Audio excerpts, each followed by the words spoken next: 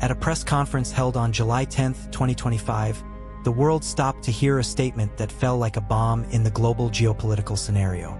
Marco Rubio, Secretary of State for the United States, said that about 100,000 Russian soldiers have died only since January 2025, in the conflict that has been dragging on for more than 3 years between Russia and Ukraine. And this number, in itself shocking, does not include injuries, missing, or disabled, just dead. The total number of Russian casualties since the beginning of the invasion in February 2022 may have already exceeded 1 million, adding dead and injured. Given this, one doubt is urgently imposed. How can Russia support a war at such a high human cost? The conflict, which began with promises of a quick and efficient operation, has become a true modern carnage. Russia, a global military power, has faced unexpected difficulties in Ukrainian territory, with fierce resistance and significant international support to Ukraine. But different from what many predicted, the Russian collapse did not come. Moscow not only continues to fight, but still reinforces his presence, launches new offensive and mobilizes more men. And that's where we need to understand, what are the mechanisms behind this persistence? The answer begins with aggressive recruitment. From the early months of the conflict, the Russian government has intensified its campaigns to attract new soldiers, especially in peripheral, impoverished, and non-Russian ethnic regions. In these areas, where unemployment is high and social infrastructure is precarious, the promise of wages several times higher than the national average acts as bait. The situation comes to such a point that many see in enlistment one of the few chances of social ascension, even if the price to be paid is their own life. In addition, Moscow systematically resorts to prisons, offering early freedom to convicts in exchange for military service in Ukraine. It is war as redemption, a brutal distortion of the penal system transformed into a source of cannon meat. Russian army rows are also reinforced by foreign soldiers from allied countries, such as North Korea, which has already sent thousands of combatants to support the Russian effort. But recruitment is just a piece of the puzzle. State propaganda plays an equally fundamental role.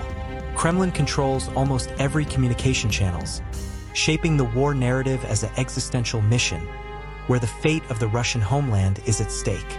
The official speech insists that the West wants to destroy Russia and that the struggle in Ukraine is a preventive defense. At the same time, protests are brutally repressed, and any attempt to question the war effort can result in arrest, exile, or even disappearance. The Russian economy was completely militarized. Officially, the defense budget is around 7% of GDP, but experts point out that over 40% of Russia's total annual budget is directed to war and internal security. This has generated artificial economic growth, driven by continuous demand for weapons, ammunition, equipment, and combat logistics. However, this growth is misleading. He hides scarcity of civil labor, rampant inflation, and a progressive break from the national productive structure. Meanwhile, strategic alliances with dictatorships such as Iran, China, and North Korea ensure technology, ammunition, drones, and even soldiers, helping Moscow to dribble part of the sanctions imposed by the West. These partners act as logistical and diplomatic crutches, allowing Russia to maintain its war effort even under enormous international pressure. However, the dead numbers do not lie. Every day, hundreds of young Russians fall into distant battlefields, away from their homes and their families. And here comes a fundamental difference in the perception of these deaths. When a soldier dies defending his country, home and family, he is a hero. Your sacrifice is seen as noble and necessary. But when an invader dies, someone who crossed the border to destroy and attach the territory of others, the meaning is different. He died from political ambition by a project of domination. For cold statistics, there is a dark scenario that unfolds within Russia itself, a silent social collapse. The mass deaths of soldiers, especially young people between 18 and 30 years old, is creating a devastating demographic vacuum. Russia, which was already facing an accelerated process of population aging, now sees this problem intensify. Thousands of mothers without children, thousands of widowed women, many with small children. A generation of Russian young people is being decimated by a war that, in the eyes of the world, has no moral justification. This collective trauma is destroying homes and destabilizing entire communities. Families are required to move on with permanent absence, silence in the rooms, with black and white photos of smiling boys who will never return. Suffering spreads like a slow poison. Pain is not just physical, it is emotional, mental, spiritual. Russia was already among the countries with the worst rates of alcoholism, suicide, abortion, and domestic violence. Now these numbers are in franca climbing. The war added another layer of pain and despair to a society that was already sick. And even in large urban centers, where war looks like a distant event, the impact is present. The economic boom in these places is sustained exclusively by military demand. Industries that produce pieces for tanks, ammunition, uniforms, and vehicles are working in full swing, but this prosperity is fragile and artificial, like a bubble about to burst. When the war is over, and all wars are over, there will be a huge account to be paid. Delayed salaries, promised and not delivered pensions, indemnities, insurance, permanent medical treatments for hundreds of thousands of injuries. In the poorest regions and away from the country, the scenario is even worse. These are these areas that provide most combatants and therefore suffer the largest number of human losses. But it is also the regions that least contribute industrially to the war effort. Lack infrastructure, lack logistics, lacking technical capacity. Thus, in addition to seeing their children coming back in sealed coffins, these communities still deal with hunger, unemployment, and absence of the state. The war devours them in silence. It is in this brutal contrast that it proves to be one of the greatest contradictions of the Putin regime. To support a highly unpopular and costly war, the Russian government needs to invest increasingly in repression and propaganda. The state channels show no bodies, no tears, they show no wakes. They show only maps with red arrows advancing, aerial images of successful bombing and ceremonies with busy flags. This symbolic construction is essential to maintain the support of the urban population, which, despite fear and censorship, has not yet openly revolted against the system. However, history shows that no society eternally supports the silent pain. The social fades caused by war begin to manifest in unexpected places. Increasingly apathetic young people, schools without teachers who were sent to war, hospitals crowded with mutilated veterans, and family businesses breaking for lack of qualified labor. The cost of maintaining this war is not only paid on the front, but in every corner of Russia, every home where mourning became routine. And when we look at the historical data, the panorama becomes even more disturbing. Throughout the War of Afghanistan, fought by the Soviet Union for 10 years, about 15,000 soldiers died. In the Ukraine conflict, Russia is losing this number in less than 3 weeks. To get an even more concrete idea, the United States lost 58,000 soldiers during the 8 years of war in Vietnam. Russia in Ukraine reaches this mark every 3 months of combat. The only conflicts in which Russia lost more soldiers than now were the 2 world wars, and yet there are fundamental differences. In World War I, the Russian Empire lost about 2 million soldiers, but faced a hostile international coalition. In World War II, the Soviet Union lost about 8 million soldiers, but was struggling in defense of its own territory against the Nazi threat, and with strong international support from the Allies. There was a legitimate motivation, a sense of national duty, and a global solidarity. The current war in Ukraine does not carry any of this. She is not defensive.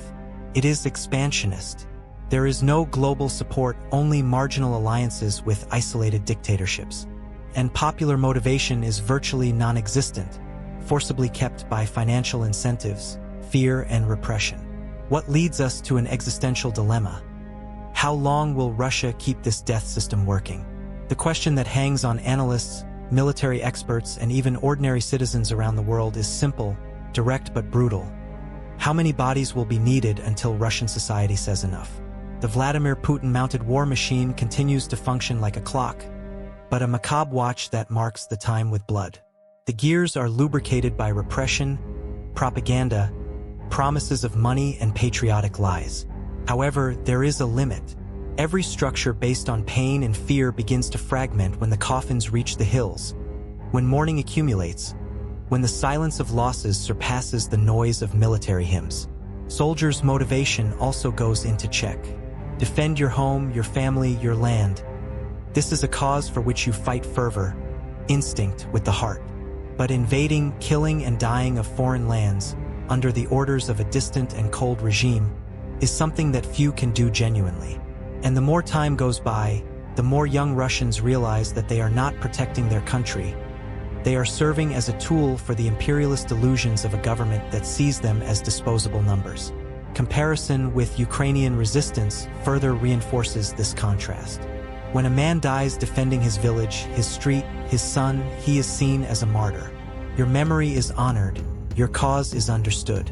Already when someone dies invading, plundering, destroying, there is no glory, there is shame, there is silence. And this silence begins to corrode the social fabric of Russia.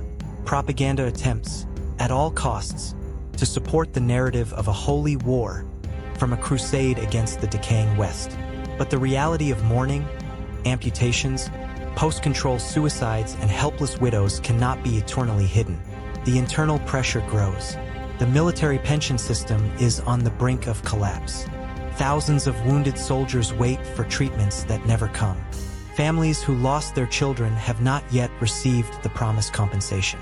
The invoice of war is accumulating, and not in rubles, it is in lives, in trauma, in chaos. Putin's repressive system knows this. Therefore, it invests increasingly heavy in control. The regime fears more internal dissatisfaction than any enemy tank.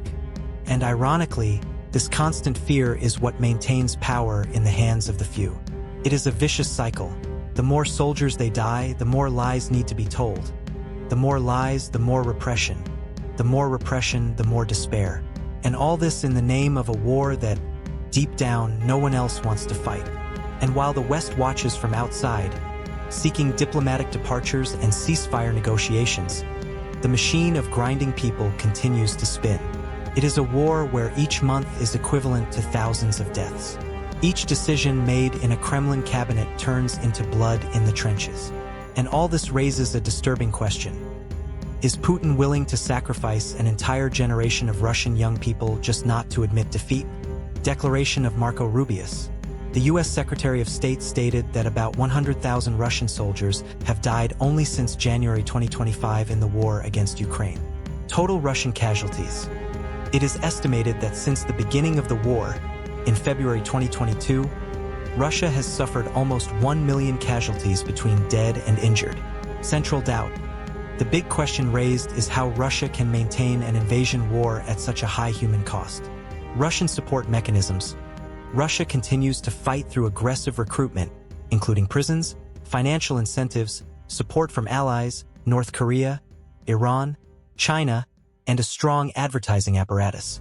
Social and psychological impacts. War is profoundly traumatizing Russian society, aggravating problems such as suicide, alcoholism, divorces, and family collapses. Economic cost. Despite an official defense budget around 7% of GDP, more than 40% of the Russian annual budget is directed to war, causing inflation and shortage of labor. Historical comparisons. The Russian downs in Ukraine surpass those of the War of Afghanistan and the Vietnam War, with losses that approach those suffered in the First and Second World Wars. Difference in the perception of deaths. The video highlights that there is a moral and symbolic difference between dying defending its homeland and dying invading a foreign territory.